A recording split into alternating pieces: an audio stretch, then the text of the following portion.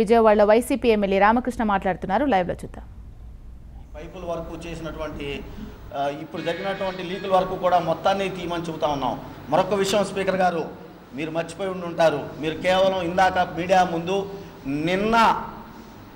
నిన్నటి పైపు కోసేసినటువంటి పైపును మాత్రమే ఇప్పుడు ఫోటోలో చూపించారు. కానీ ఇవాళ మీడియాని మీరు తీసుకెళ్ళినప్పుడు ఆ పైపు మళ్ళీ తిరిగి జాయింట్ చేయబడి ఉంది.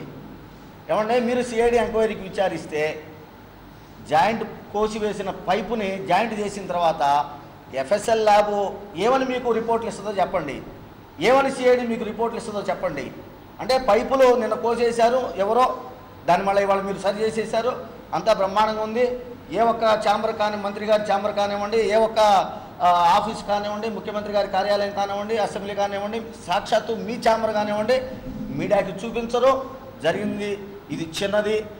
అందులో కూడా సాక్ష్యాలని మూసివేసిన తర్వాత ఇవాళ మీరు సిఐడి విచారణకి ఆదేశిస్తున్నాము అని అంటే ఖచ్చితంగా దీన్ని మళ్ళా అటకెక్కించడానికి మాత్రమే మీరు చేసిన ప్రయత్నంగా మేము భావిస్తూ ఉన్నాం.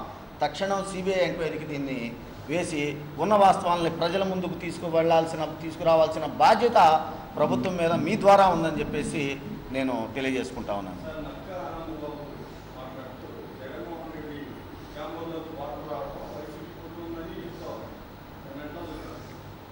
అంటే మరి మంత్రి గారు జగన్మోహన్ రెడ్డి గారి ఛాంబర్లోకి నీళ్లు రావటం వెనుక వైసీపీ కుట్ర ఉందని అంటున్నారు అని అంటే ఎంత అన్యాయం, ఎంత దారుణం చూడండి.